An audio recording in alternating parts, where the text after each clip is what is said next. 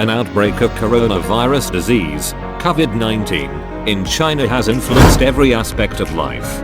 Healthcare professionals, especially dentists, are exposed to a higher risk of getting infected due to close contact with infected patients.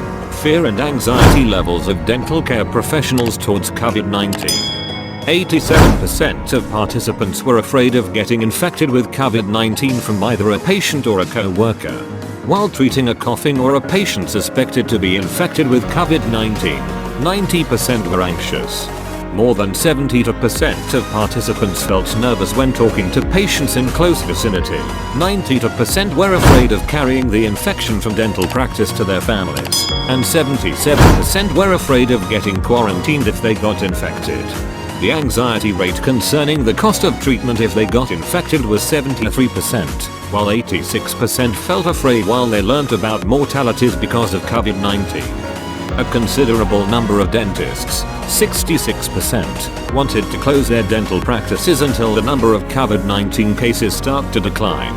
Out of a total of 650 participants, 160 were male and 490 female, with the common age bracket between 20 and 40 years 92.84%. By designation, 511 were general dentists, 97 specialists, and only 42 were from the consultant category. Similarly, 511 were graduates and 139 postgraduates by qualification, while 482 dentists were from a private setup, 37 were semi-private and 131 from a government work setting. The majority of participants, 495, were working in a hospital while 155 were working in clinics.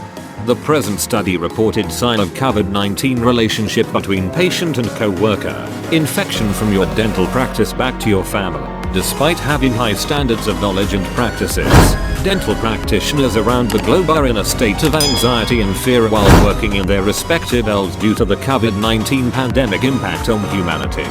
Currently, the effects of COVID-19 around the globe are worsening day by day.